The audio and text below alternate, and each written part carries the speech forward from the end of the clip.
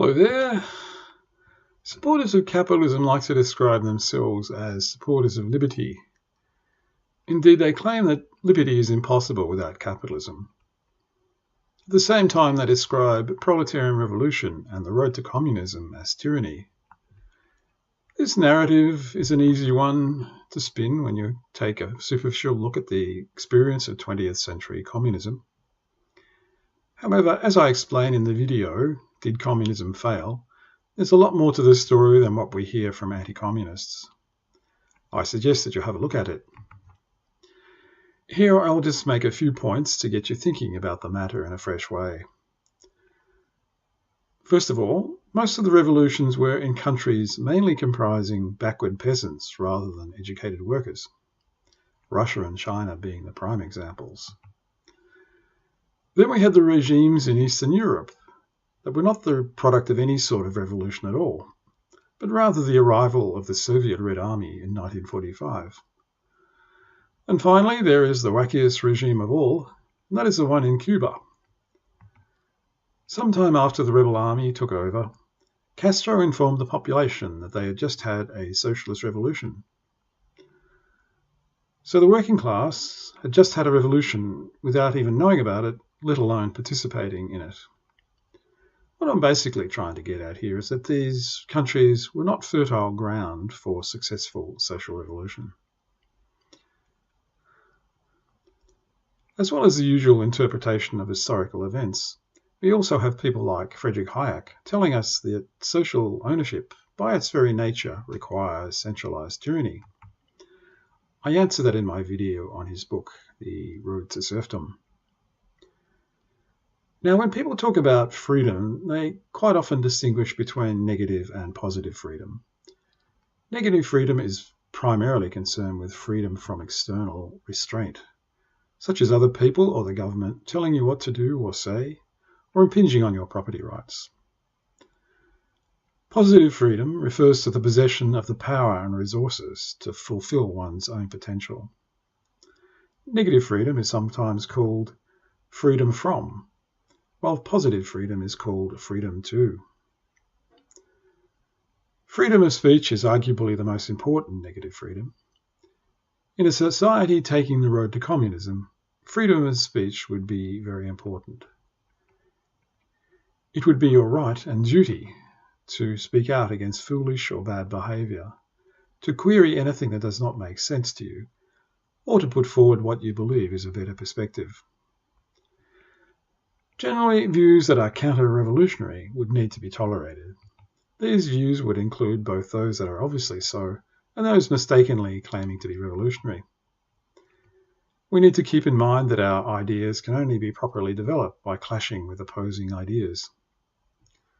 Also, it is very important to win as many people as possible away from incorrect ideas. Shutting people up only makes them resentful and uncooperative. Freedom of speech would also be important because for some time there will be plenty of phonies in position of power who would be particularly keen to have their critics suppressed as counter-revolutionaries. During the initial phase, when reactionary forces are far better organised and more skillful than the revolutionary forces, there may be a good case for limiting their freedom of speech when they try to organise lie campaigns or rally their supporters. This will be more obviously the case when sabotage or violence is also involved. It also has to be said that we definitely have a problem with democracy when a revolutionary government lacks sufficient support, but the alternative is a fascist reaction that would bring nothing but disaster. In this case, revolutionary forces are entitled to hold on in any way they can, and this includes being quite authoritarian. This, in my view, justified the need for authoritarian rule in the Soviet Union during the painful period of industrialization and war against fascism. It did not, however, justify the extreme level of repression that was actually practiced by the Soviet government. At this point, it is also worth mentioning that during periods of political crisis, some so-called defenders of liberty start talking about the need to crush any revolutionary movement in the name of defending liberty from communist tyranny. In other words, they will support fascism in the name of liberty. What about property rights under communism? You would certainly have a right to exclusive and unimpeded use of property that you own or lease, as long as you're not harming others in the process. In particular, this means your place of residence and its contents.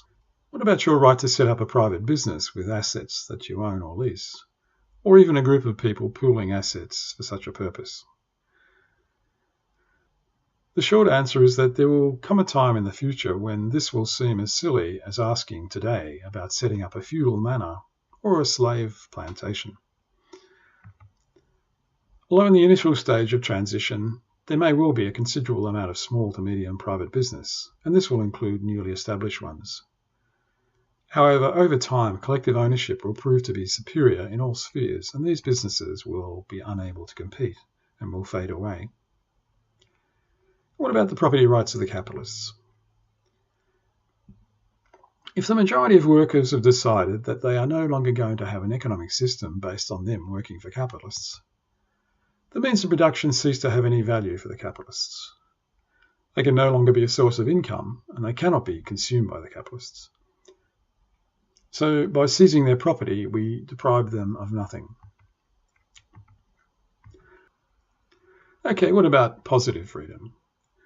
This is the ability to do stuff.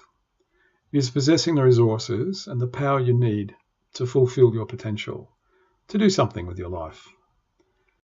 As we move down the communist road, everyone will have equal and increasingly high incomes, so increasing our range of consumption and activities that we can engage in. At the same time, we will have the right to participate with others in using the socially owned means of production in ways that are intrinsically rewarding and fully develop our human powers. This will be a new property right that has previously not been available to anybody, even to the capitalists. See you next time.